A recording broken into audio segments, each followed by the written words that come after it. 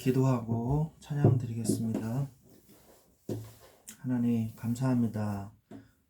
주님께서 오늘도 우리와 함께 하시고 우리를 인도하시고 또 저녁에도 주님의 말씀 속에 있게 해주시는 감사를 드립니다. 이 말씀 속에서 하나님의 계획을 깨닫고 인도받는 시간이 되게 하여 주시옵소서. 예수 그리스도의 이름으로 기도합니다. 아멘. 기도하겠습니다. 찬양하겠습니다.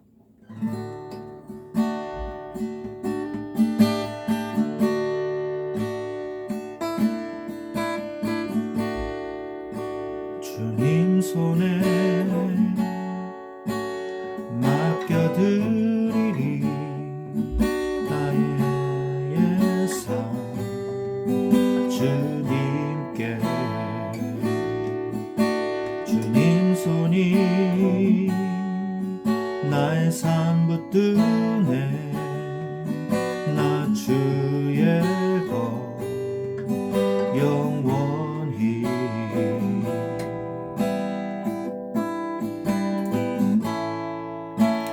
내가 믿는 분 예수 내가 속한 분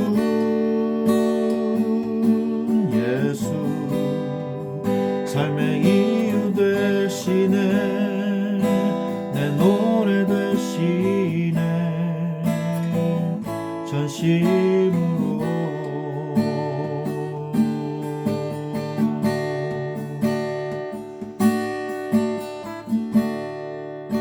주와 함께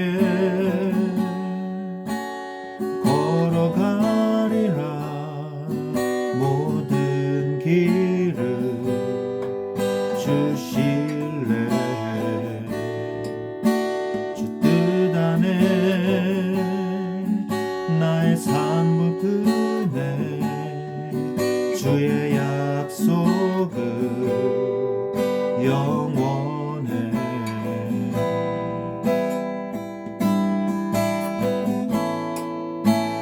내가 믿는 분 예수 내가 속한 분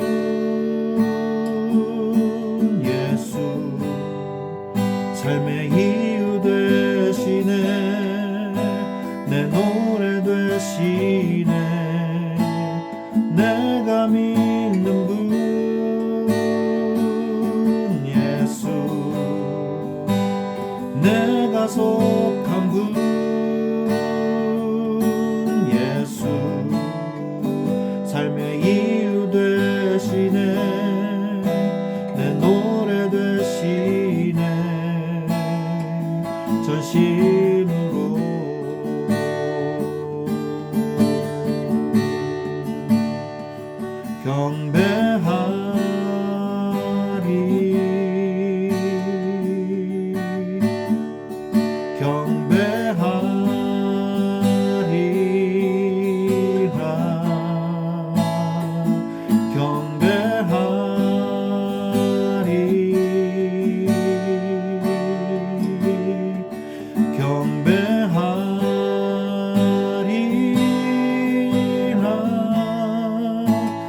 내가 믿는 분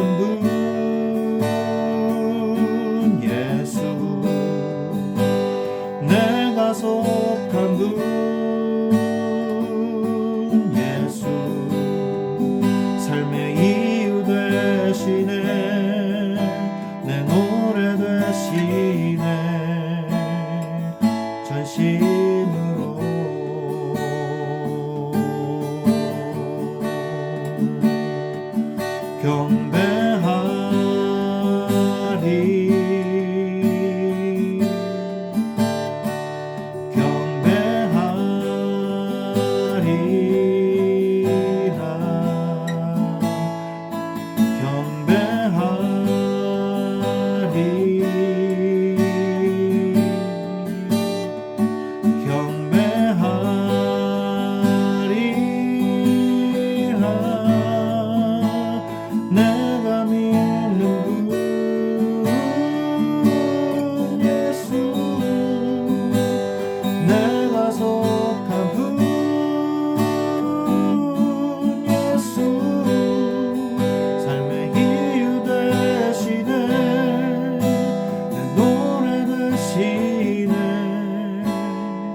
전심으로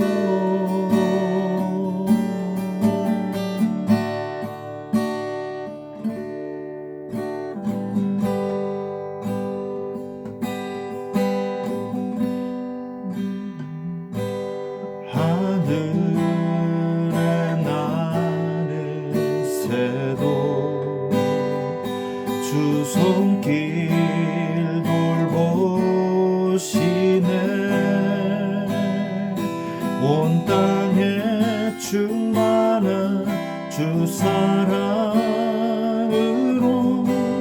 내 마음을 덮으소서.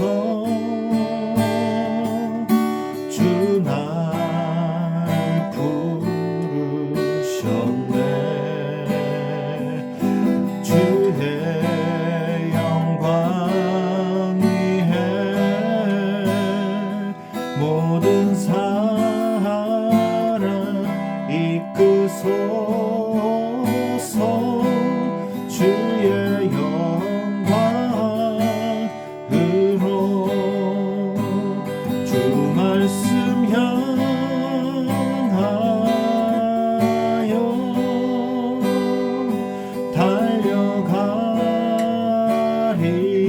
달려가리라. 힘도 아니 능도 아니 오직 성령으로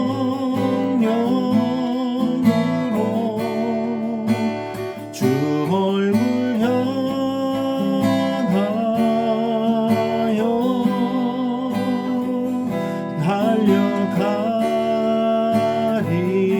달려가리라. 오 주의 영광 안에 살게 하소서.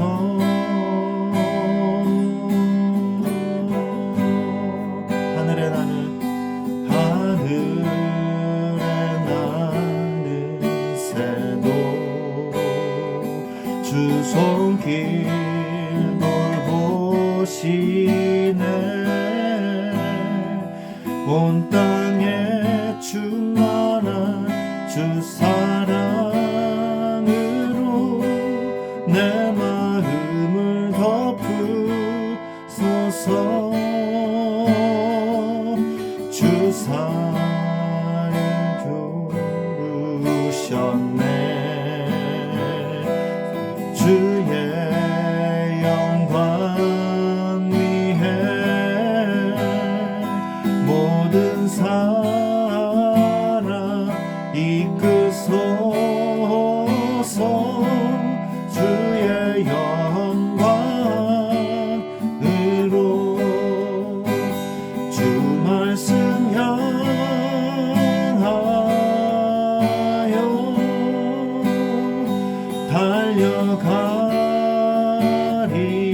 달려가리라.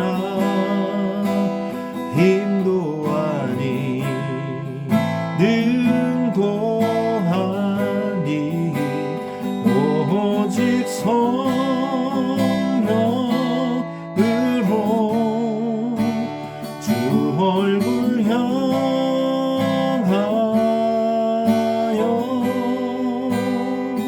달려가리라. 오 주의 영광 안에 살게 하소서.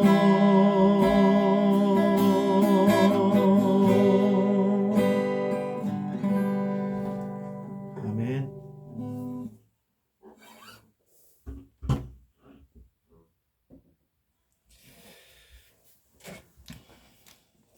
네, 하나님 말씀 출애굽기 26장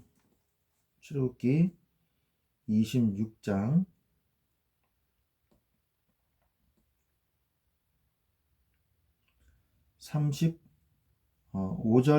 37절 말씀 같이 읽겠습니다. 그 휘장 바깥 북쪽에 상을 놓고 남쪽에 등잔대를 놓아 상과 마주하게 할지며 청색, 자색, 홍색 실과 가늘게 꼰 배실로 수놓아 짜서 성막문을 위하여 휘장을 만들고 그 휘장문을 위하여 기둥 5을 조각목으로 만들어 금으로 싸고 그 갈고리도 금으로 만들지며 또 그 기둥을 위하여 받침 5개를 노수로 부어 만들지니라. 아멘.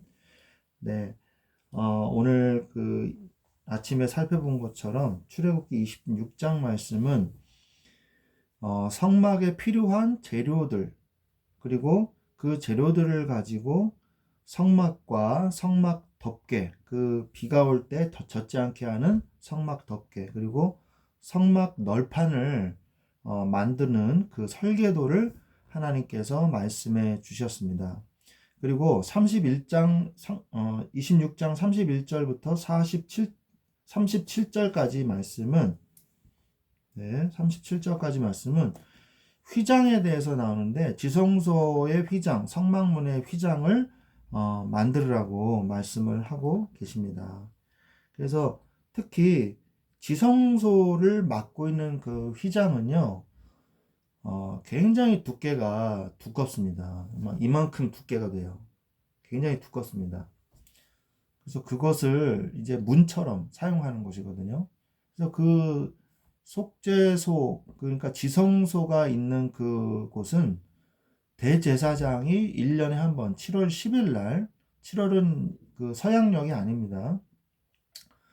그 7번째 달 10일에 한 번만 들어갑니다. 그래서 온 백성을 위해서 대표로 대제사장이 들어가서 하나님 앞에 기도하는 그런 시간이거든요.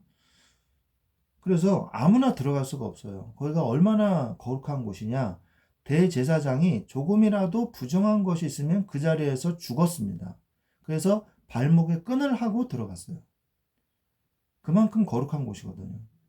그런데 하나님께 이 기도를 하러 들어갈 때에 중요한 응답을 받게 되는데 이 두꺼운 휘장이요. 위에서 아래로 찢어졌던 사건이 있었어요. 찢어졌던 적이 있었어요. 그때가 언제냐? 바로 예수 그리스도께서 십자가에 못 박혀서 고통을 당하시다가 영혼이 떠나가시니라 이렇게 성경에 기록되어 있죠. 죽으셨을 때 그때 휘장이 위에서 아래로 둘로 쫙 찢어졌어요. 그게 누가 찢으려고 해서 찢을 수가 있는 그런 게 아닙니다. 찢어질 수가 없어요. 그럼 그건 마치 벽을 찢는 거하고 똑같은 거예요. 이게 굉장히 두껍습니다. 천으로 됐지만 이 지성소의 휘장이 굉장히 두꺼워요. 그래서 이것을 찢어진다는 건요, 하나님의 능력이 아니면은 찢을 수가 없어요. 그래서 그것이 찢어지는 것이 무슨 의미가 있냐면 성소와 지성소를 가르고 있는 그곳이 얼마나 거룩한 곳입니까? 그런데 그것이 찢어졌다는 거예요. 그때는 이제 성막이 아니었죠. 예수님 시대에는 헤롯 성전의 안에 지성소가 있었겠죠. 그래서 그것이 찢어진다는 것은요, 바로 이 성도와 하나님의 자녀인 성도가 예수님을 만날 수 있는 길이 열렸다는 거예요. 예수 그리스도의 이 십자가의 대속하심으로 말미암아 하나님의 자녀가 하나님께 담대히 나아갈 수 있는 히브리서 4장 16절의 말씀처럼 담대하게 하나님 앞에 나아갈 수 있는 길이 열렸다는 것을 의미하는 것입니다. 그래서 구약은 신약과 연결되어 있습니다. 구약과 신약이 연결되어 있는 그 고리 역할을 하는 게 뭐냐면 언약이에요. 언약. 그래서 이 언약 신학이라는 게 Covenant Theology라는 게 굉장히 중요한 거예요. 그래서 구약의 모든 사건들, 구약에 기술된 모든 사람들과 사건들과 그리고 거기에 나오는 모든 이 성막을 비롯한 모든 성 기물들 모든 것이 다 하나도 의미가 없는 것이 없다는 것이죠. 그래서 그 휘장이 찢어졌을 때 히브리서 4장 16절 말씀처럼 히브리서 4장 16절에 뭐라고 말씀을 하고 계십니까? 히브리서 4장 16절에 그러므로 우리는 긍휼하심을 받고 때를 따라 돕는 은혜를 얻기 위하여 은혜의 보좌 앞에 담대히 나아갈 것이니라. 은혜의 보좌 앞에 하나님의 그 지성소 안으로 담대히 들어갈 수가 있는 거예요. 그래서 하나님께 내가 뭡니까? 우리는 거룩한 하나님의 산 제사장이거든요. 주요? 그렇죠? 그래서 우리가 제사장 된 우리가 하나님 앞에 나아갈 수 있는 담대함을 얻게 된 거예요. 왜 그러냐? 우리는 죄사함을 받은 하나님의 자녀요. 그리고 우리 마음속에 성령께서 마음속에 들어오셔서 우리를 성전 삼으셨다 그랬거든요. 고린도전서 3장 16절에 너희 몸이 하나님의 성전인 것과 하나님의 성령이 너희 안에 거하시는 것을 알지 못하느냐 말씀하고 계시지 않습니까? 그래서 우리가 하나님의 성령이 내 안에 들어오신 걸 깨닫고 내가 하나님의 성전이기 때문에 이제는 하나님의 보호자 앞에 은혜로 나아갈 수가 있는 거예요.